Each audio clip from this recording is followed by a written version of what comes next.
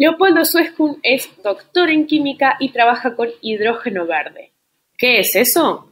Escuchá este episodio de Un podcast de ciencia. Un podcast de ciencia.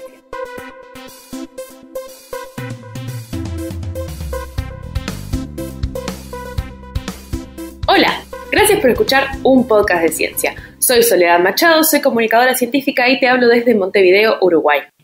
Para este episodio me senté a conversar con Leopoldo Suescun, o Leo, como le gusta que lo llamen. Leo es hijo de maestra y profesor de geografía y amante de leer a Asimov y a Sagan, aunque en aquella época comprar libros era caro. Es doctor en química con foco en cristalografía, hizo un posgrado en Chicago y después volvió al laboratorio de cristalografía, donde es profesor agregado desde 2009. El año que viene hace 30 años que trabaja en la UDELAR y todavía no se resigna. Ha publicado más de 150 artículos científicos en coautoría con colegas de Uruguay y el exterior y tiene mucho orgullo de haber sido productor y protagonista de la serie ¿Qué es? De Pedecío.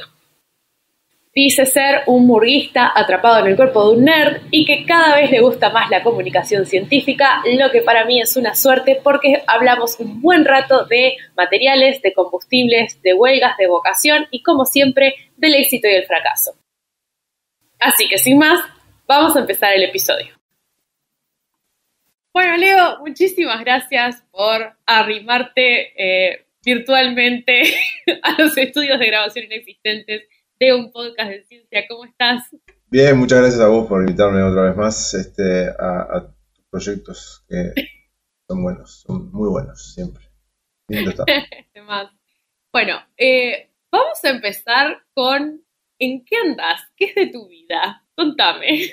Bueno, la verdad que la vida científica académica de los últimos par de años se ha puesto interesante, la verdad, con algunos de los eventos, digamos, políticos y económicos del mundo, para ser un poco generalista y después ir un poco más al punto. Pero ando básicamente haciendo bastante preparación de materiales y positivos, con el fin último de generar hidrógeno verde y de utilizar hidrógeno verde para generar energía. O sea, ahora voy a los detalles, pero en los últimos años, con la por fin entrada en conciencia de que si no empezamos a tomar medidas en un corto plazo, nos vamos a quedar sin atmósfera para respirar, se entiende que la única forma de descarbonizar el transporte y eliminar el uso de los combustibles fósiles para mover productos y personas es cambiar el combustible común que usamos ahora por hidrógeno, así que hay mucha investigación en el tema del hidrógeno y en el tema de cómo producirlo, de cómo utilizarlo. Y bueno, mi área de trabajo desde el doctorado son las perovskitas, vos sabés, estos sólidos, estos óxidos. Yo trabajo en perovskitas que son óxidos. Ahora están de moda unas perovskitas que son en realidad basadas en yodo y en bromo, o sea, son aluros. Son las que están de moda ahora para los paneles solares, básicamente, que están siendo muy famosos. Yo no estoy en realidad en esas perovskitas, pero las que yo trabajo, que son óxidos mixtos de, en general, 3 o 4 metales. Estas perovskitas tienen una estructura particular, son como si fueran redes de octaedros, ¿no? O sea, estas figuras geométricas de 8 caras, triangulares. Bueno, estas redes de octaedros tienen una particularidad muy interesante y es que si a esas redes de octaedros le sacamos algunos de los oxígenos, quedan pirámides o tetraedros, y cuando quedan esos huecos se pueden mover oxígenos, se pueden cambiar de lugar los oxígenos en esa red. Entonces estas redes de perovskita, en general, cuando se hacen con los metales adecuados, son conductores de iones, o sea, permiten mover iones de un lado para otro, permiten pasar iones oxígeno de un lado del material al otro. Estas perovskitas combinadas con otros materiales generan una especie de pila, una especie de dispositivo electroquímico que se parece mucho a las pilas que usamos, las pilas de litio y las pilas comunes, donde se mueven iones del lado negativo al lado positivo, y eso genera transporte de carga, ¿tá? Entonces yo uso esas perovskitas que pueden mover iones y que además pueden mover electrones, o sea, pueden mover iones y carga, junto con otros materiales que solo mueven iones para formar esas pilas de combustible que Las pilas de combustible permiten obtener energía a partir del hidrógeno. O sea, ponemos hidrógeno de un lado, ponemos oxígeno del otro. Hay una reacción que se llama electroquímica, es una reacción donde se combinan el oxígeno y el hidrógeno, pero a través de ese dispositivo sólido, los oxígenos pasan de un lado para otro en la celda que yo estudio, y eso genera energía eléctrica a partir del hidrógeno y con el único residuo agua y calor. O sea, son sistemas que liberan calor. Estas en particular, las celdas que yo estudio, se llaman celdas de combustible de óxido sólido, funcionan a temperaturas altas. Entonces ahí hay un tema científico de cómo hacer para que estos dispositivos que funcionan a temperaturas altas, por altas me refiero encima de 800 grados, puedan funcionar a una temperatura un poquito más baja, por ejemplo 600 grados o 500 grados. Es un desafío hacer eso porque eso reduciría mucho los costos de todo el sistema para contener, digamos, la celda de combustible. Yo tengo que trabajar con una cosa que está permanentemente a 800 grados, entonces el sistema que lo contiene no puede ser de cualquier material, porque la mayoría de los metales a 800 grados se funden o reaccionan con el oxígeno y con el hidrógeno. Entonces hay como un tema tecnológico ahí de encontrar los materiales adecuados o para que las celdas puedan funcionar a alta temperatura con una contención adecuada, o sea, encontrar materiales que puedan servir para sostener el sistema, para trabajar a temperatura alta, o encontrar materiales que permitan funcionar la celda a temperaturas más bajas. La dificultad de eso es que este proceso de mover oxígeno a través de un sólido, o sea, este proceso electroquímico de conducción de oxígeno, esos iones de oxígeno que se mueven por los octaedros saltando de un vértice vacío a otro, ese fenómeno es relativamente caro en energía, o sea, es difícil hacer que un oxígeno salte de un lugar a otro en un sólido, solo se puede hacer si el sólido está muy caliente, o eso es viable, digamos, con un sólido caliente. Entonces se llama procesos térmicamente activados, o sea, procesos que solo ocurren a temperatura alta. Por ejemplo, la cocción de un huevo es un proceso térmicamente activado. El huevo se cocina si lo caliento. Si yo dejo el huevo arriba de la mesada 5 años, el huevo no se va a cocinar. Si yo lo pongo 5 minutos en el sartén, se cocina. ¿Está bien? Es un proceso térmicamente activado. Lo mismo pasa con la conducción de oxígeno en las celdas. Es un proceso térmicamente activado y requiere, para que funcione la celda, alta temperatura. Además, combinado con eso, y hay una tesis de doctorado que va a terminar ahora dentro de poquito en ese tema, en investigación en materiales nuevos para tratar de que las celdas funcionen a un poquito menos de temperatura. Va a terminar ahora a fin de mes. Combinado con eso, resulta que estas celdas de combustible, que se llaman celdas porque se parecen a las pilas, en el sentido de que generan electricidad a partir de una reacción electroquímica, pueden funcionar al revés, como si fueran las pilas recargables, que uno puede cargar la pila y descargarla, o sea, cargar la pila dando una energía. Acá estas celdas permiten, si yo les pongo electricidad, las conecto, pueden generar hidrógeno. O sea, pueden hacer lo inverso de generar energía a partir del hidrógeno. Entonces se llaman celdas reversibles porque se pueden usar tanto para generar energía eléctrica a partir de hidrógeno como para generar hidrógeno a partir de energía eléctrica. Entonces algunos materiales de esos que hay, una colección de materiales que hay, muchas de ellas perovskitas, permiten hacer las dos cosas. ¿Tá? Y ya tuvimos una defensa de tesis de maestría respecto a esas celdas reversibles en el mes de octubre. O sea que están saliendo resultados interesantes de hace años que venimos haciendo estas cosas y bueno, recién ahora son las primeras tesis que terminan con resultados positivos de, bueno, logramos hacer materiales que hagan lo que nosotros queríamos, que generen hidrógeno a partir de energía eléctrica o que generen energía eléctrica a partir de hidrógeno. No son materiales que batan récords mundiales, o sea, no vamos a tener el mejor material. Tampoco estábamos buscando eso en esta etapa, porque estos son procesos que llevan tiempo, hay que aprender muchas etapas, muchas cosas para poder hacer esos dispositivos, para poder armar esas celdas. Se requieren muchos pasos y muchos de ellos son como casi de repostería de materiales. ¿En qué sentido digo repostería? O sea, si yo quiero hacer una masa fina, tengo que invocarle muy bien a la receta, no puedo pasarme en el azúcar, no puedo pasarme en ninguno de los componentes porque no queda bien la masa y no queda bien entonces el producto final. Acá pasa lo mismo, pero estamos hablando de óxidos, entonces tenemos que cocinar, entre comillas, materiales para que queden con la resistencia adecuada. Se cocinan a 1500 grados los materiales. Tampoco se pueden... Acá no es solamente la temperatura final del horno, también importa cómo sube el horno, cómo baja el horno de temperatura. Imagínense si hay un apagón en el medio del trabajo, se estropea todo. O sea, pasan muchas cosas, claro. Hay hay muchos detalles finos que hay que aprender a cómo funcionan, y para cada material es como si quisiéramos hacer, yo qué sé, el mismo tipo de masa con harinas de distintos granos, y claro, no todos los granos reaccionan iguales, entonces tenemos que aprender para cada grano cómo hacer para hacer. O sea, no se puede hacer, yo qué sé, 1000 hojas con harina de garbanzo, no te van a quedar bien. Bueno, nosotros queremos hacer 1000 hojas y queremos hacerlo con distintos materiales, entonces tenemos que buscar la manera de que el material ese que nosotros queremos usar funcione para esa celda. Entonces es un tema donde importa pensar cómo son los materiales, la fórmula química. La fórmula química que buscamos tiene que ser tal que permita esa conducción de iones oxígeno por el material y además conducir la electricidad.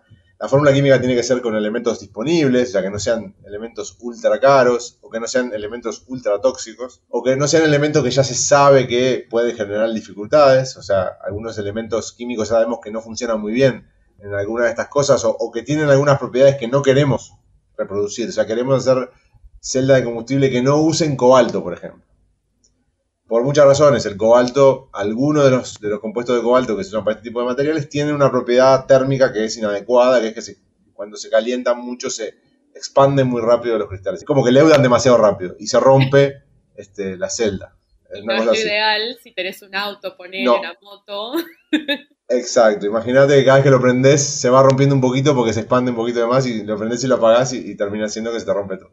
Entonces, esos materiales no los queremos. También el cobalto es un material que tiene conflictos políticos. O sea, se extrae de lugares donde hay conflictos, donde hay guerras y hay serios problemas, digamos, de la explotación del cobalto. Entonces tampoco queremos usar cobalto por esa razón, además de la razón físico-química. O sea que hay muchas razones para hacer esto. Y bueno, esto del hidrógeno nos lleva, digamos, a tratar de encontrar esos nuevos dispositivos y esos nuevos materiales, porque bueno, todos soñamos en ayudar a que la economía cambie para una cosa más sustentable, ¿no? O sea, nuestra investigación es química y es una química bastante básica y estamos en el laboratorio con la túnica y los lentes, pero tratamos de hacerlo pensando en resolver problemas modernos, actuales, ¿no? O sea, tratamos siempre de que nos orientar la investigación a problemas actuales, aunque estemos investigando en materiales muy parecidos. Yo estoy investigando en materiales muy parecidos hace 20 años.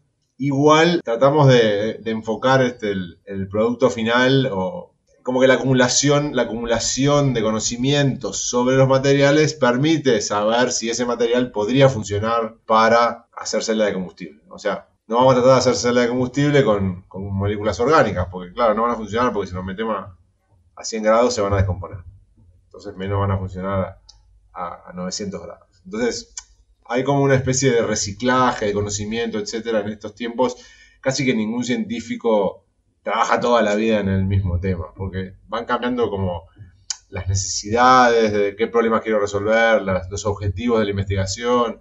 También viene gente más joven que tiene otras curiosidades, y uno trata también de satisfacer eso, y eso también enriquece, ¿no? Entonces, esto del hidrógeno por eso me ha removido un poco, porque yo era más básico, más de química fundamental, del estado sólido, vamos a entender por qué.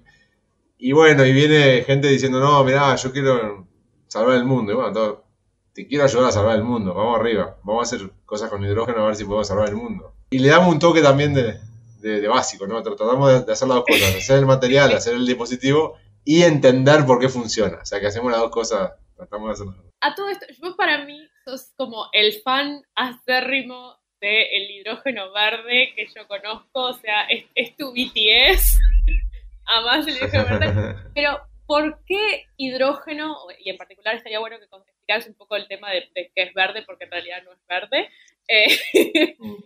¿Por qué hidrógeno y no otra sustancia? Porque es medio difícil de conseguir, o sea, estás hablando de que hace 20 años que están haciendo las celdas y todavía están, o sea, hay doctorados y cosas que están avanzando, no es una cosa fácil. Sí, hay como dos cosas. Hay dos cosas en esa pregunta. En realidad, el hidrógeno verde es hidrógeno obtenido por vías renovables, ¿tá? O sea, es hidrógeno que no deja huella de carbono, por decirlo de alguna manera. O sea, es eso, es hidrógeno obtenido por vías renovables. Hay muchas formas de obtener hidrógeno por vías renovables. Una de ellas es agarrar bacterias que generan hidrógeno y alimentarlas para que generen hidrógeno. Lo que pasa es que eso no es muy eficiente, da poquito hidrógeno cada bacteria. Vamos a evitar las analogías groseras al respecto. Pero hay otras formas de hacerlo con electrólisis de agua, que es la que nosotros tratamos de hacer. Electrólisis a alta temperatura. Pero hay electrólisis a baja temperatura, con otros sistemas, otras celdas, otros tipos de funcionamiento diferentes. Es lo que te decía, yo reciclo el conocimiento que tengo. Yo trabajo en óxidos y los óxidos son ideales para estas celdas de alta temperatura. Por eso estoy investigando las celdas de alta temperatura, porque mi conocimiento previo era en óxidos que son estables a altas temperaturas y que tienen estas propiedades que yo quería. O sea que el hidrógeno, un poco, ahora la segunda parte de la pregunta, el hidrógeno es el único combustible que aparece como algo que yo puedo meter en un tanque o meter en un sistema de transporte que pueda reemplazar al combustible líquido que metemos en un tanque o en un sistema de transporte. O sea, el hidrógeno al quemarse o al pasar por una celda genera agua como único residuo y lo que decíamos de calor, como que podemos seguir usando autos, pero en vez de tener un tanque de nafta tenemos un tanque de hidrógeno. No es el tanque de hidrógeno, no queremos usar tanque de hidrógeno, queremos usar otras formas de transportar ese hidrógeno, queremos encontrar otras formas químicas u otras formas físicas de almacenar ese hidrógeno. El hidrógeno es difícil de obtener porque no está libre en la atmósfera, o sea, no hay depósitos de hidrógeno, no podemos sacarlo de ningún lado, tenemos que obtenerlo. Y la mejor forma de obtenerlo es del agua, y el agua es una molécula muy estable. Entonces el hidrógeno requiere mucha energía para obtenerlo. Si lo obtenemos con energía verde, entonces estamos transformando básicamente la energía eléctrica de los molinos de viento, o de los paneles solares, o geotérmica, o de las represas, que es energía que no genera huella de carbono, si descontamos que hay que producir los paneles solares, los molinos, etc. Después que están funcionando esas cosas, no generan huella de carbono y nos permiten obtener energía eléctrica gratis, entre comillas, solamente del sol o del viento o del agua, de la energía potencial del agua, y obtener un hidrógeno que eso no deja huella de carbono y después lo podemos usar para transporte o también para la industria. Ahora más que nada se habla de la industria. De verdad que yo dije razones políticas también. Bueno, hay una razón política muy fuerte. La guerra entre Rusia y Ucrania ha generado que en Europa haya una alerta general, porque Europa depende para generar energía, sobre todo para generar calor en invierno, del gas ruso, del gas natural de Rusia. Y ese gas natural se cortó por la guerra. No vamos a entrar en valoraciones sobre la guerra. Lo que es importante es que este invierno en Europa, de acuerdo que no mucha gente no, ni ahí. Horrible la guerra. Las declaraciones de Leopoldo Suescun, la guerra no es buena. Vamos a hacernos los que se le puede sacar algo bueno a todo, incluso a la guerra, y es que Europa dijo, bueno, no podemos seguir dependiendo del gas ruso, no tenemos gas, no tenemos forma de generar energía casi de ninguna otra manera, importar gas de otro lado es carísimo, lo que están haciendo ahora es importando gas de Estados Unidos, es carísimo, 10 veces más vale, y la forma sería que el hidrógeno empezara a ser nuestro sustituto del gas natural. Entonces Europa se puso a invertir fuerte en hidrógeno. Y eso nos llega a nosotros, porque lo que quiere hacer básicamente el gobierno uruguayo es captar mucha de esa inversión, sobre todo alemana, para que se instalen en Uruguay varias industrias de generación de hidrógeno verde y derivados verdes. Entonces hay proyectos en Uruguay, no sé si oíste hablar del proyecto Tambor, que es la instalación en el pueblo de Tambores, allá en Tacuarembó, de una planta de generación de hidrógeno verde a partir de energía solar y eólica. Ya se instalaría en un predio privado, en un campo, se instalarían varios aerogeneradores, unos cuantos, varios paneles solares, una empresa que es una electrolizadora, o sea que usa energía eléctrica y agua para generar hidrógeno, y al lado una planta de producción de metanol, o sea el alcohol metanol, con ese hidrógeno verde y CO2 proveniente de supuestamente residuos industriales de alguien. O sea, alguien que genera CO2 quemando cosas o por descomposición de materia orgánica seguramente, en este momento genera CO2, lo van a usar ese CO2 para generar este metanol. O sea, es una doble ganancia ese proceso, porque evita que ese CO2 vaya a la atmósfera, ¿sí? Y lo transforma en algo útil. O sea que sería un proceso que reduce la cantidad de CO2 total en la atmósfera, porque estamos quitando CO2 que iría a la atmósfera por ese proceso industrial que ya existe. Ese proyecto sería el primero de Sudamérica de generación de hidrógeno verde y de metanol verde a ser instalado. Y es una empresa alemana. en asociación con una empresa uruguaya. Estos no van a usar electrolizadores como los que yo quiero hacer, como lo que yo estoy haciendo, como los que investigamos nosotros, lamentablemente. Pero para nosotros es una motivación, porque eventualmente podría llegar a venir una empresa que haga esto. Esto también abre, no te quiero decir, pero la complejidad de esto es tremenda, porque también abre una discusión muy importante sobre qué agua van a usar para este proyecto, de dónde es el origen del agua. Porque para hacer hidrógeno verde por electrólisis se precisa agua ultra pura. Y si yo uso agua contaminada, la tengo que purificar. Si yo tengo un lugar donde extraer agua dulce, que por definición es mucho menos contaminada o mucho menos impura que otras aguas, entonces me va a salir mucho más barato purificar. Y hay una discusión interesantísima que también tiene que dar la academia y tiene que dar el Uruguay entero sobre qué agua le vamos a permitir usar a esta empresa para producir su hidrógeno. Si va a ser la que ellos quieran o si va a ser alguna que nosotros digamos, bueno, no podés usar agua de acá. El famoso acuífero guaraní, que todos escuchamos hablar de él, pero nadie sabe muy bien qué es ni cómo funciona ni nada. No es que nadie, pero pocas. Esto es una discusión que tenemos en la red de hidrógeno verde, en la red de H2UI, que ya alguna vez te la mencioné en alguna entrevista anterior, que es la red académica de promoción de la investigación en hidrógeno verde y descarbonización. Tremendo nombre tenemos. Red H2UI. Que queremos aprender un poco sobre todo lo que tiene que ver con la generación de hidrógeno verde. Y esto del agua es un tema interesante. Pero no puedo meterme en eso porque está muy lejos de mi investigación, que ya te digo, es mucho más concreta. Bueno, tratemos de hacer sistemas electrolizadores o de celdas que funcionen a una temperatura un poquito más adecuada para generar hidrógeno. Todo esto se hace aplicando muchas técnicas de investigación como la cristalografía, la difracción de rayos X, que se habló en tu programa hace poco. O sea, como que las herramientas de investigación de materiales siguen estando ahí. Tenemos que seguir sabiendo las cosas fundamentales de cómo funciona la materia y somos científicos, tenemos la intención de entender todo lo posible, ¿no? Nos gustaría entender todo, pero ya sabemos que eso no se puede. Cuanto más entendemos, más sabemos lo que no entendemos, así que podría llegar a ser más angustiante incluso. Es feo. Pero es así la vida. Pero la complejidad entusiasma y permite, digamos, volar un poco y le da alas a la mente la complejidad. Lejos de uno sentirse atrapado por la complejidad, es al revés. Saber que, bueno, que hay una complejidad ahí mayor y que, bueno, uno puede no entender todo, pero va a hacer lo posible. Es una forma buena de mantenerse motivado para seguir trabajando, ¿no? O sea, y para que otra gente, para tratar de convencer a otra gente de que se deje motivar por esa. Llevar la curiosidad al punto en que se transforma en algo útil, la curiosidad. Porque la curiosidad por sí sola, bueno, está bien, se puede satisfacer con un libro, pero la curiosidad cuando nos obliga a mover las manos y a averiguar cosas usando nuestro conocimiento y nuestra actividad, nuestra investigación, ahí se transforma en algo como que permite realizarse, ¿no? Que permite que las personas necesitan realizarse, como un árbol. Yo no lo quería decir.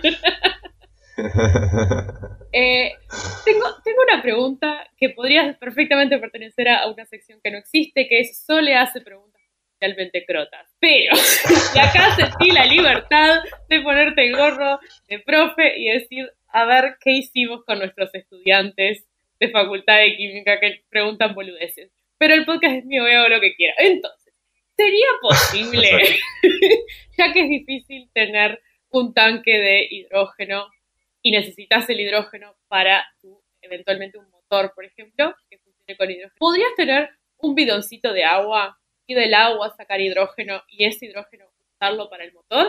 ¿O es lo mismo que agarrar un alargue y enchufar la punta de ese alargue al mismo alargue? El asunto ahí sería que para vos transformar el agua en hidrógeno vas a precisar algún proceso que requiere energía. En general ese proceso va a ser eléctrico. Y si vos ya tenés la energía eléctrica en algún lado del auto, en una batería por ejemplo, entonces directamente pones un motor eléctrico. Eso es lo que hacen los autos eléctricos básicamente. O sea, lo que vos preguntás es perfectamente válido, salvo que no tenemos un proceso que transforme el agua en hidrógeno gratis o con poca energía, ¿entendés? O sea, no tenemos ese proceso. Capaz que algún día se descubre alguna forma de descomponer el agua sin usar una cantidad de energía eléctrica, que es lo que sabemos hoy. O sea, hoy sabemos que las bacterias pueden sacar hidrógeno, no lo sacan del agua, lo sacan de otro lado, pero sabemos que con electrólisis se puede obtener hidrógeno. También se puede hacer con fotólisis, o sea, se puede hacer que los rayos del sol descompongan el agua para generar hidrógeno, ¿sí? Pero son procesos mucho menos eficientes. O sea, yo preciso una cantidad bastante importante de hidrógeno en todo momento para poder hacer funcionar el auto. Ya hablamos en otros podcasts tuyos de que el hidrógeno compite en la cancha de los combustibles fósiles, ¿no? Ya hice declaraciones, duras declaraciones, fuertes declaraciones en contra de cómo el hidrógeno es tratado, de que se quiere que los autos sigan siendo iguales que los de ahora, pero con hidrógeno. Pero estás pidiendo un imposible. O sea, si vamos a pasarnos a una energía distinta, hay que armar los autos para esa energía nueva. No pretender que la energía nueva funcione. O sea, los autos eléctricos modernos, los autos eléctricos más nuevos, son más chicos que los autos de nafta. Porque el motor eléctrico es más chico y no precisa un auto enorme para poner el motor. Se puede hacer con la misma seguridad el auto. El auto eléctrico no va a viajar a 230 km por hora. O sea que no preciso que sea de acero el auto para cuando me reviente contra la pared a esa velocidad. No queda aplastado yo contra el auto. O sea, preciso un auto que tenga otras condiciones, más liviano, no precisa sistemas antichoque tan resistentes porque no va a viajar tan rápido. O sea, los autos se van a adaptar mucho más para qué lo vas a usar. Si lo vas a usar para la ciudad es distinto que si lo vas a usar para larga distancia. Entonces, ahí ya están apareciendo modificaciones en los autos a batería respecto a los autos a nafta. Esos autos a batería que son igualitos que los autos a nafta son un desperdicio de energía. Lo siento, Elon Musk. Estás haciendo autos que son un desperdicio de energía. Porque si quieren hacer autos igualitos al auto más grandote, así, todo altote, todo con ruedas gruesas, y no precisamos eso para circular en la ciudad. Sería mucho mejor tener auto chiquito, de dos plazas. La mayoría de la gente viaja en auto sola. No voy a juzgar a nadie. Yo viajo en auto solo de mi trabajo a casa y de casa a trabajo y muevo 1000 kilos de metal para transportar los 100 kilos míos. Y es un delirio. Es un delirio. Tenemos que cambiar eso. Tenemos que cambiar muchas cosas. Cuando el hidrógeno se incorpore a la matriz energética, también vamos a tener que cambiar el tipo de auto que usamos, o el tipo de vehículo, o camiones o...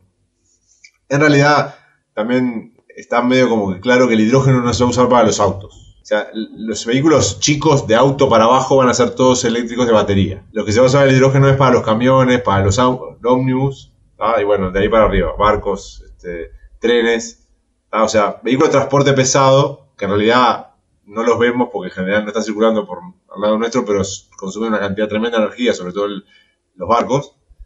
Esos van a funcionar con hidrógeno, los trenes también, los que no son eléctricos ya van a ser con hidrógeno. O sea, usar cosas eléctricas conectadas es mejor. Si mañana pudiéramos pasar de vuelta a los trolleys que teníamos antes de Montevideo, tendríamos un transporte mucho más barato, porque los trolleys funcionarían con energía eléctrica de origen verde, que es, entre comillas, gratis. O sea, Uruguay tiene producción de energía eléctrica barata, por eso la UTE pudo transformar toda la matriz eléctrica de Uruguay en pocos años, y no tenemos trolleys en la ciudad que deberíamos tener, porque tenemos problemas con eso. Es cualquiera, tendríamos que estar construyendo líneas de trolleys con electricidad que es barata en Uruguay. Eso requiere mucha plata, ¿no? O sea, y requiere visión, y requiere políticas de largo plazo para poder hacerlo, porque eso no se hace de un día para otro. Pero bueno, el hidrógeno va a requerir lo mismo, a nivel global. El hecho de que en Uruguay se pueda instalar la primera planta de América Latina de generación de hidrógeno así industrial sería un golazo para el país. Sería algo súper positivo y también sobre todo porque hasta que no estén instaladas esas plantas no vamos a empezar a ver cuáles son los problemas. ¿Esas plantas son realmente verdes o contaminan? ¿Qué contaminan? ¿Cómo contaminan? ¿Esas plantas pueden producir problemas con el agua de consumo humano o animal? ¿Qué problemas pueden consumir? ¿En qué escala? ¿Lo podemos sustituir con algo más? Tenemos que elegir, voy a hacer otras fuertes declaraciones, tenemos que elegir entre que el agua se use para generar hidrógeno verde o se use para alimentar un campo de soja. Bueno, qué pregunta, ¿no? Porque la soja, ¿para qué se usa? Se exporta toda al 100%. En Uruguay el aceite de soja que compramos es importado. La soja se exporta casi toda. Entonces se exporta y se usa para alimentar animales en general fuera del país. O sea que se usa para generar alimentos, pero que van afuera. El hidrógeno verde se puede usar afuera para no contaminar el aire que todos respiramos. Si no tenemos aire para respirar, no hay soja que crezca, ni animales que coman, ni nosotros para comerlo. Se nos van a plantear otros dilemas y otras preguntas. Creo que esa complejidad la tenemos que empezar a entender, que esto, bueno, si vamos a pensar en términos globales, del ecosistema global y de cómo nos movemos con el uso de los recursos, nada, pensar en todo, complejizarlo y discutir y bueno, y poner a gente de muchas disciplinas y filósofos y científicos y comunicadores y paisanos y maestros docentes a discutir qué es lo que preferimos, qué es lo que queremos, por qué lo queremos y dar la discusión y convencernos de que vamos hacia un resultado y vamos a hacernos cargo de eso, de lo que salga, de lo bueno y de lo malo, ¿no? Porque también cuando no discutimos mucho y no vemos las cosas así globales, después la culpa es de otro y las ganancias son para otro también. Entonces es complejísimo el asunto y es divertido. Estoy aprendiendo con el hidrógeno en pila. Sí, es re interesante el tema y obviamente es complejo. Y antes de pasar a la única y mejor sección, me gustaría hablar un poco contigo de cómo viviste, ya que lo trajiste al principio y no me gustaría dejarlo pasar. ¿Cómo viviste este año que estuvo complicado por esta cosa de que salimos de la pandemia, que ahí como que la imagen de la persona que hace ciencia se revalorizó un poco y después caímos en no caímos en una huelga, hicimos una huelga, o sea, y ahí se cuestionó mucho la vocación del científico y no quieren trabajar y no sé qué, cuando a mí lo que me pasa es que es al contrario, es que queremos trabajar, nos encanta trabajar y por eso lo hacemos en las condiciones horribles que lo hacemos, pero me gustaría saber un poco tu perspectiva, que estás hace más tiempo y más activo también en esas cuestiones de cómo viviste este año de trabajar y hacer huelga. Vi más huelgas también. Y es difícil, vamos a decir así, durante la pandemia hubo una visión de que los científicos eran personas importantísimas para la sociedad, porque los científicos nos podían resolver los problemas que teníamos. A ver, seamos súper concretos, si no hubieran habido vacunas contra el COVID un año después de que el COVID apareciera, o hubiéramos muerto en cantidades mucho mayores de lo que morimos, o todavía estaríamos encerrados. De hecho, en China todavía están haciendo cuarentenas cuando aparecen brotes, porque no lograban vacunar con vacunas efectivas a los 1.300 millones de habitantes. Si hubieran tenido vacunas efectivas para toda esa población, en tiempo y forma, nosotros somos tan poquitos que era fácil vacunarnos. Un solo cargamento de vacunas vacunó a medio Uruguay. No es tan fácil en China. Y no es tan fácil en otros lugares. Entonces, el asunto es que la ciencia nos permitió claramente volver rápidamente a la normalidad, entre comillas. Entonces, bueno, en Uruguay también pasó eso, ¿no? A la revolución de los científicos. Yo voy a ser muy sincero acá. Mi contribución a la resolución de los problemas de Uruguay fue nula, porque yo no tengo mucho contacto con ninguna de las áreas que tenían algo que ver, más que leer y entender y poder dar una discusión y tratar de convencer a algún antivacuna de que no era cierto, entendiendo las cosas, o sea, más que dialogar con otras personas y tratar de explicar por qué no pude hacer.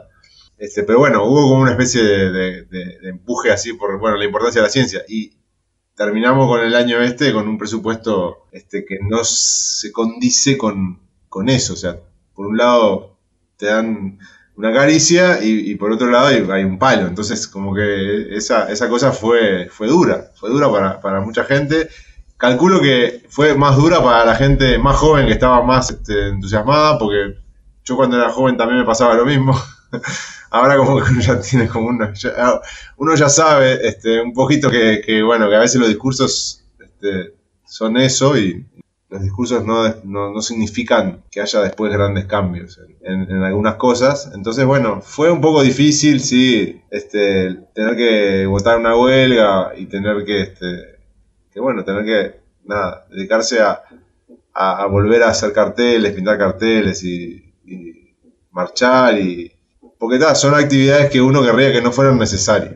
Uno siente que es que debería ser innecesario, que debería estar claro para todos los actores políticos que nosotros lo que queremos es el beneficio más que nuestro propio del sistema, porque a nosotros nos va la vida que el sistema funcione para poder trabajar. O sea, si yo tuviera toda la plata del mundo y no hubiera estudiantes de ciencia en Uruguay, yo sería un científico feliz igual. Entonces, no es un tema ni siquiera de plata, es un tema de cómo el sistema científico funciona. Y el tema científico funciona formando gente a largo plazo, planteándose metas a largo plazo, y para eso se requiere inversiones estables. Ni siquiera se requiere mucha plata, lo que se requiere es saber cuánta plata vas a tener el año que viene. Entonces, estas bajadas de presupuesto que afectan a la enseñanza, que afectan a el mantenimiento de los edificios, que afectan a toda la operativa de todos los días, a la contratación de funcionarios, a esas cosas, terminan afectando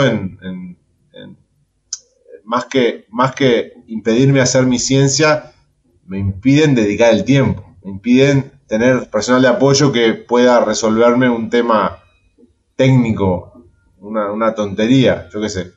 Ya, por ejemplo, si yo hoy invito a una profesora famosa a dar una charla en Uruguay, porque tengo la chance, que es una cosa que me pasa, y quiero hacer un póster de difusión para que esa persona, para que se entere la gente con un póster como se usa ahora, con la foto, con todo, tengo que hacer yo el póster. O tengo que conseguir a alguien de fuera que me haga el póster. No hay en la facultad alguien que se dedique a hacer esto. No tenemos un apoyo en esas cosas básicas. Por decir una tontería. No querés hacer un póster, pero sos un vago. Y bueno, la verdad, no querría hacer un póster. Si contás cuánto cuesta supuestamente pagarme a mí por una hora de trabajo, es carísimo que yo haga un póster con el sueldo que tengo. Sería mucho más barato a una persona que trabaja para hacer eso con otro sueldo distinto dedicado a eso. Lo hace más rápido además, ¿no? O sea, así como lo mismo que yo, lo va a hacer más rápido porque se dedica a eso. Entonces, ese tipo de cosas joden. O sea, perdón por la mala palabra, pero ese tipo de cosas, digamos, alteran el funcionamiento fluido del sistema, más que de mi investigación en particular. Porque yo en este momento tengo un proyecto y bueno, cuando uno tiene un proyecto tiene plata para vivir. Puede hacer las cosas que precisa. Pero es por ahí lo triste de la huelga es eso, es tener que distraer fondos y recursos para tratar de salvar los fondos y los recursos. Porque es eso.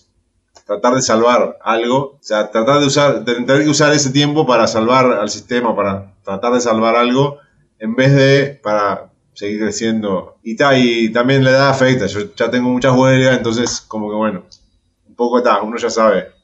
Pero bueno, habrá que aguantarse, pero eso genera desilusión y genera que gente que se hubiera acercado a trabajar contigo no se acerque porque justo hay una huelga, se genera gente que nunca va a participar del sistema científico cuando de repente podría hacer una contribución, porque la gente se va para otros lados, o se va para las carreras técnicas, o se va para el exterior. O sea, hay como una especie de pérdida, cuando el sistema no funciona aceitadamente, hay una pérdida de talentos o de capacidades que podrías incorporar y podrías mejorar con ese problema, ¿no? O sea, de no tener las cosas en condiciones para que la gente que quiera ingresar pueda desarrollarse. Los científicos, la mayoría de los científicos del SNI o de PDCI o eso, somos fanáticos, recontra fanáticos. Somos fanáticos de lo que hacemos, lo hacemos con todo el amor del mundo, no nos hace la diferencia 2 pesos, ¿no? O sea, no es por el tema de que un peso más, un peso menos, ni para el científico, ni para el salario, ni para el proyecto. Es más porque el sistema funcione. O sea, es más que todo sea favorable y que no sea remar en dulce de leche para hacer las cosas. Porque remamos en dulce de leche. Sí. No es un problema. Lo hacemos, estamos acostumbrados. Se cansan los brazos más rápido si remas en dulce de leche. Entonces, es por ahí el tema. O sea, es más difícil conseguir remadores de dulce de leche que remadores de agua. Remeros de dulce de leche que remeros de agua. Ya que los remeros ahora son destacados en Uruguay, si tuviéramos carreras de remo en dulce de leche, seguramente en la universidad habría tremendos competidores. Sí, qué irónico, ¿no? Que en Uruguay tengamos buenos remeros porque es lo que estamos acostumbrados. Fracasá de nuevo, fracasá mejor. Samuel Beckett.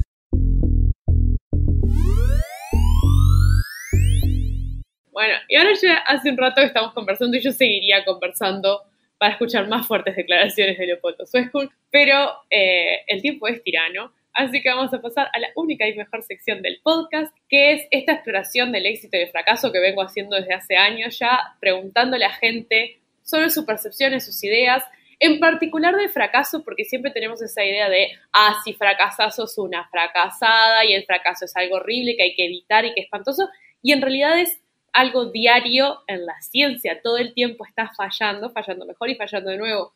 Entonces, me gustaría que compartas con nosotros alguna historia de una metida de pata, algún error, alguna cosa que te mataste con un proyecto y no te salió, pero que terminó en que, bueno, no fue tan grave o fue una experiencia de aprendizaje. Lo que pasa es que tendría que, no sé, hay que elegir cuál de las infinitas metidas de pata o errores. La más grande, la que te vino a la mente. Hay una que me viene a la mente que es muy vergonzosa, no puedo contarla. Esa. Un error demasiado básico. Mejor. Un error demasiado abajo. No, y aparte esa no terminó en nada bueno. Terminó en muchos días de trabajo y muchas semanas de trabajo y muchos consumo de recursos caros, inútiles. Un desperdicio. Por suerte no fue acá en Uruguay, fue en otro país, así que no. Tienen plata, no importa. Pero no, yo qué sé, a veces uno sabe que el otro día le leía a Natalia Di Benedetto, esta muchacha que terminó la maestría y que ahora está en España, que vino y que tenía en la laptop un sticker que decía algo así como: estoy equivocándome para poder hacer algo bien. Decía el sticker, no voy a decir la frase, estoy equivocándome para poder hacer algo bien. Y en realidad, lo más probable cuando uno hace un experimento científico o hace una muestra nueva o hace una cosa nueva, que no funcione la primera vez que uno lo hace. Si le funciona la primera vez que uno lo hace, entonces no está haciendo nada nuevo. O sea, porque ya tenía todo tan bajo control que en realidad podrá haber aprendido a hacer algo nuevo, pero es poco probable que haya realmente dado un paso más allá de la zona de confort. Porque la única forma de hacer algo nuevo es hacer algo que no sé qué va a dar. Esa es la cruel realidad. Y hay que aprender a vivir y tratar de hacer cosas que, a pesar de que no sé qué van a dar, voy a hacer lo posible para entender por qué es así. Tanto que no da porque hay un error o porque hay una cosa que funciona mal, yo hago muestras y tengo que procesarlas y meterlas en un horno y enfriarlas y calentarlas y pintar y una muestra arriba de otra. O sea, tengo que hacer una cantidad de pasos y cada paso es factible de producir un fracaso al final. O sea, hay 25 pasos en el camino, cualquiera de ellos puede producir algo que me dé mal al final, y entonces yo tengo que volver para atrás, tratar de descubrir cuál fue para no hacerlo mal de vuelta. Entonces, como que a veces los científicos nos enroscamos tanto en eso de que, bueno, tengo que entender cómo funciona, que no importa si da mal. Lo que yo tengo que entender es cuál es el resultado de la realidad. Entonces, a veces uno tiene que aferrarse a la evidencia de lo que hay ahí y no tanto a si el resultado es bueno o mal. O sea, podríamos decir que sí, que la misión de la ciencia es hacer progresar al mundo, pero la diaria, la de todos los días, ese progreso viene por entender cómo salieron las cosas, no por si las cosas salieron mejor o peor. Entonces, como que no es como muy adecuado el término del fracaso en ciencia. ¿Qué es un proyecto que fracasó? Y que no pudiste cumplir con los objetivos que te has planeado, pero los objetivos los planeaste antes de tener la plata ni siquiera. Los objetivos, si fuiste honesto y estabas planeando algo nuevo, los objetivos eran una hipótesis que vos tenías. Las hipótesis pueden ser equivocadas, la forma en que llevaste a cabo la investigación puede haber sido equivocada, no deshonestamente, sino honestamente equivocada. O sea, claro, todos somos falibles y todos somos limitados hasta cierto punto y no podemos no haber tenido en cuenta o no haber entendido algo que puede haber sido hasta obvio, que lo ves con el diario del lunes. O sea, con el diario del lunes es clarísimo que eso no iba a funcionar. Entonces, claro, como que a veces el tema del éxito y el fracaso es un poco relativo. Si me preguntás si tuve momentos eureka, sí, por suerte tuve un par de momentos eureka. De esos que hubiera gritado, ¡Eureka! Porque a veces pasa que cuando uno está tan metido en un tema, eso es como armar un puzzle, ¿no? Hasta que no pones la última pieza no sentís el placer de ver la cosa armada. Bueno, en ciencia cuando vos lograste poner la última pieza, es como que se ilumina algo. Esa sensación, esa metáfora de que se me prendió una lamparita, a mí me pasó una vez que estaba investigando algo hacía muchos meses, con mucha tensión porque no entendía lo que pasaba y no entendía.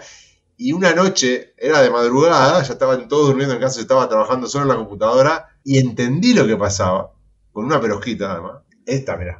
No puedo mostrarles porque no tiene cámara, pero capaz que podemos poner una foto. Podemos poner una foto del podcast. Para los oyentes, Leo tiene a su alcance, ni siquiera tuvo que estirar la mano, un bloque de acrílico. Un modelo tridimensional. Un tallado láser del modelo tridimensional de la perosbita, que se va a llamar perosbita para siempre. Para siempre, exacto. Entonces, ese problema, yo sentí como que se me prendió, fue esa sensación, como que se me prendió una luz en la cabeza y de repente entendí todo lo que pasaba. Entendí todo lo que me había dado mal antes y seguí haciendo cosas a partir de esa construcción. O sea, después de que se prendió la luz, pude seguir caminando y haciendo cosas con eso. Pero hasta ese momento estaba como así, y no podía. Y hay veces que me pareció lo contrario. Me pasó que me parecía que ese problema se resolvía de esta manera, no sé qué, y llegaba ahí y no. Y ese camino estaba muerto, era una puerta cerrada. Y bueno, y ahí desandás y agarrás otro camino. Pero creo que, bueno, justo ahora es como un poco doloroso traer la metáfora de el camino es la recompensa. Pero fuertes declaraciones. Para los científicos, el camino es la recompensa.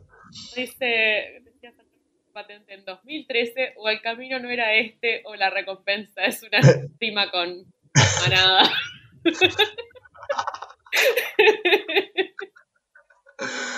Bueno, en ciencia no es así. En la ciencia no hay recompensa ni buena ni mala. Realmente lo que importa es tener la chance de seguir investigando. Acordate, hay una cosa, ¿no?, que también es importante. La mayoría, no sé, en Uruguay la mayoría de los investigadores somos docentes también, ¿no?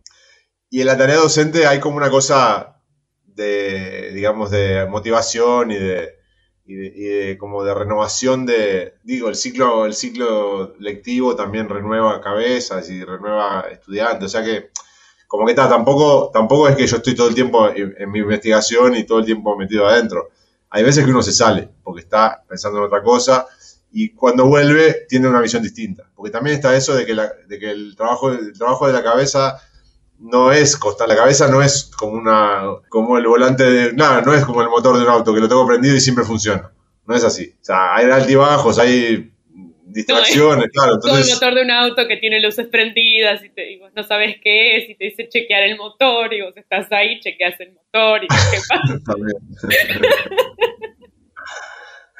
Bueno, un efecto de la pandemia fue que mucha gente al tener que cambiar de foco completamente a cosas más vitales, como cómo hacer para vivir en mi casa sin tener que ir al supermercado, o cómo hacer para cuidar a los seres queridos sin poder verlos, o cómo hacer para que todos en mi casa tengan una computadora funcional para tener sus clases o dar sus clases a la misma hora en una casa que tiene un número de habitaciones, digamos, limitada y conexión y velocidad de internet limitada.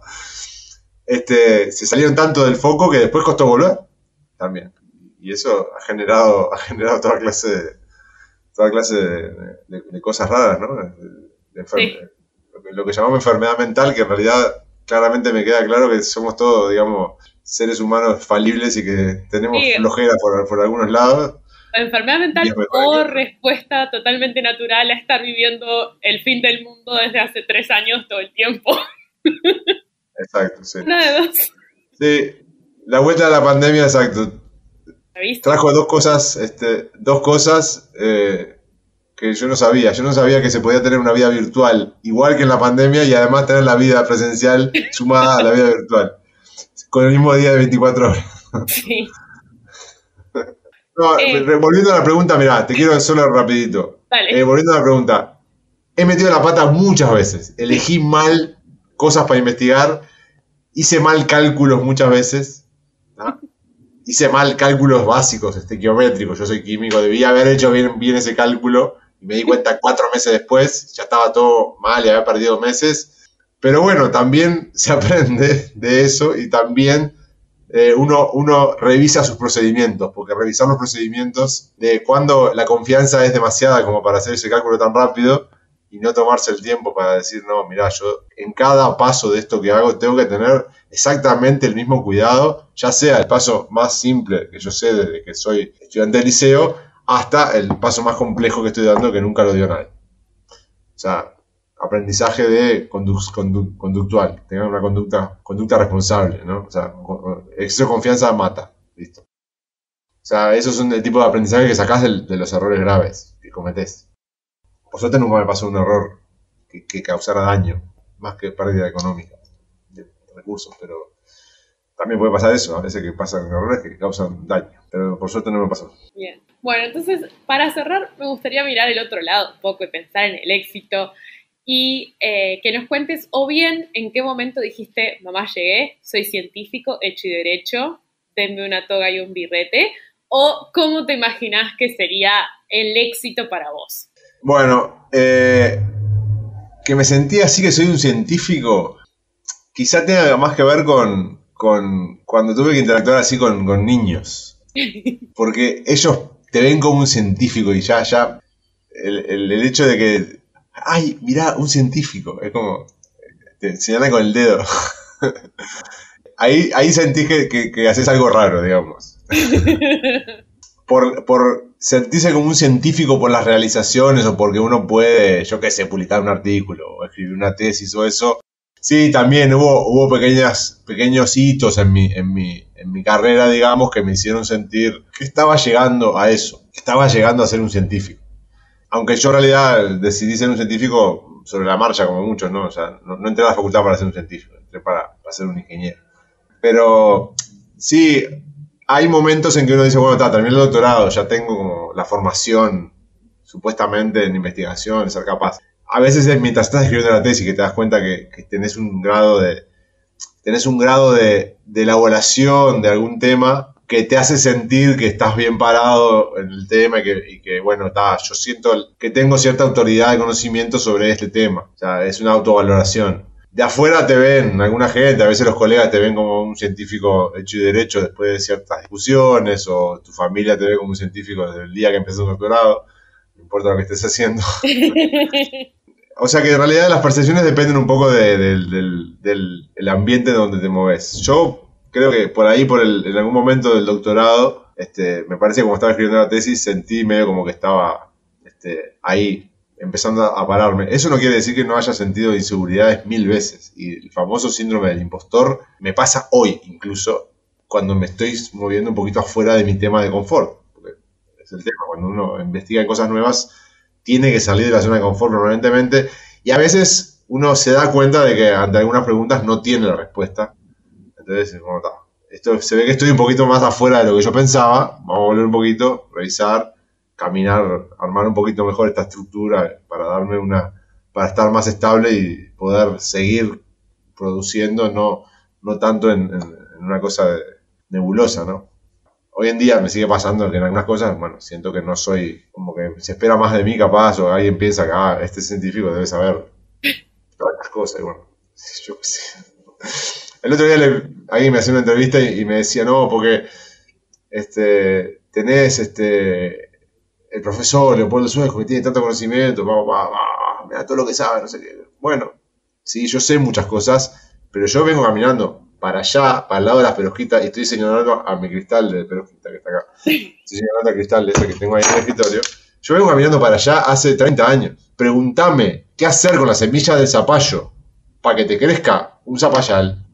Y más que ponerlo en tierra no puedo hacer. Capaz que con eso alcanza, pero si no alcanza no me van a crecer.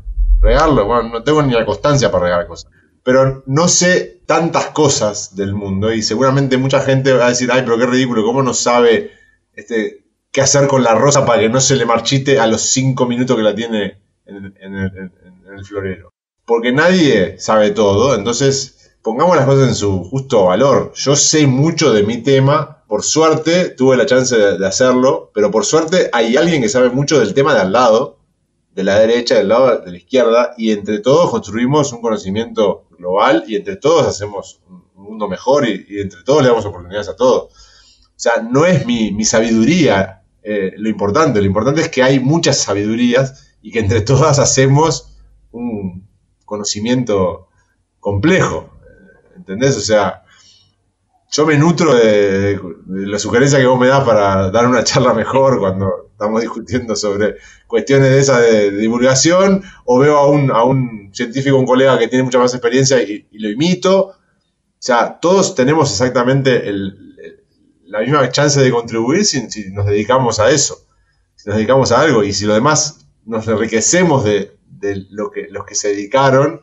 entonces todos nos favorecemos. Entonces yo no creo en el supercientífico, ni en el erudito, no creo en esas cosas. Creo que es una sociedad que construye conocimiento y que comparte conocimiento y que puede ser capaz de avanzar. Y si hay un tipo que caminó 30 años en un solo camino y nadie es capaz de entender de lo que habla, se perdió ese tipo. Se fue y se perdió. Esa sabiduría no sirve para nada. Tiene que haber gente que camina en una dirección cercana para poder dialogar, y tiene que haber gente que camina en la dirección opuesta para que se sepa qué hay del otro lado también, porque todos los conocimientos artísticos, sociales, culturales, científicos, hasta el malabarista tiene algo para enseñarme, ¿tá? Cualquiera puede, con su conocimiento, enseñar a los demás cosas, y a veces son sentimientos, y a veces son habilidades manuales, y a veces son yo admiro a la gente que puede con un destornillador chiquitito arreglar un reloj chiquitito. Yo voy a tocar eso y rompo todo. Y eso que manejo cristales que son chiquitos. Los cristales puedo, pero otras cosas no. O sea, hasta las habilidades manuales tienen un valor económico, social, cultural. La transmisión de eso también tiene un valor. O sea, el poder pasarle al otro tu conocimiento tiene un valor enorme.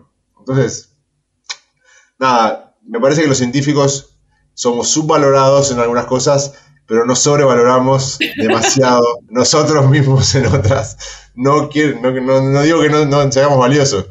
Digo que a veces nos paramos en un lugar que no es útil, no sirve para nada. O sea, hay que bajarse un poquito hay que sacarse la túnica, hay que sacarse los lentes y mezclarse. Así. Sí, bajarse en el medio está buenísimo. Y por eso creo que lo que haces vos y esta cosa de poder charlar así de cosas más relajadas es necesario, porque si no, viste, el acartonamiento y estar adentro de una cosa de cristal así es como no me siento. Y eso que a vos te gustan los cristales. Me encantan los cristales y como todo ser humano tengo ego y me encanta que me digan qué bueno que soy. Pero no es tan importante eso. No es lo que sirve. No es lo que sirve. Bueno, espero haber contestado alguna de sus preguntas. Bueno, la última es, si alguien escucha esta entrevista y dice, quiero hacer el club de fans de Leopoldo Suescum / el hidrógeno verde, uno y lo mismo,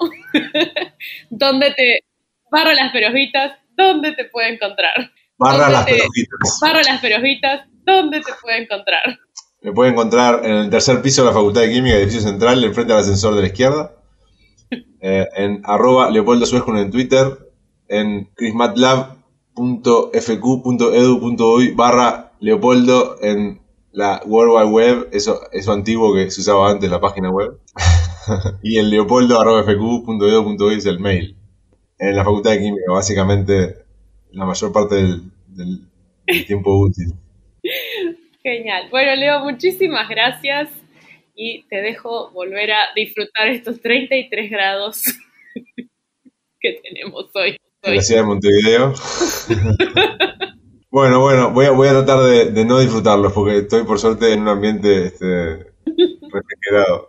Voy a tratar de quedarme acá encerradito en mi laboratorio. No para estar seguro como científico, sino para estar seguro de que no me muero de calor. Esto fue un podcast de ciencia, una producción de Soledad Machado y Magnus para Estudio Robota. Si querés encontrar más episodios, suscribirte o dejar un comentario, lo podés hacer en ivox.com, que se escribe IVOOX, en Spotify, en Apple Podcasts o en los otros lugares donde se consiguen podcasts. Además, podés encontrar los episodios en el canal de YouTube de Perdidos en el Éter y puedes comunicarte con nosotros por Instagram y Twitter, es @podcastciencia en ambas redes. Si te gustó el episodio, te quedó alguna pregunta para Leo o aprendiste algo nuevo, déjanos un comentario en iVoox, en Apple Podcast o en los otros lugares, porque eso ayuda mucho a visibilizar este podcast. Como agradecimiento por escuchar hasta el final, en cada episodio les cuento un dato completamente inútil, también conocido como un boludato. Boludato. El boludato de hoy es que en 1927 el premio Nobel de Medicina fue para Julius Wagner Haurer, que no me importa si lo dije bien porque resulta que era medio nazi, y usó malaria para curar la neurosífilis. Es toda una historia bastante turbia y truculenta, así que espero haberles picado la curiosidad. Muchas gracias por escuchar un podcast de ciencia y nos volvemos a encontrar con el último episodio del año en 2 semanas.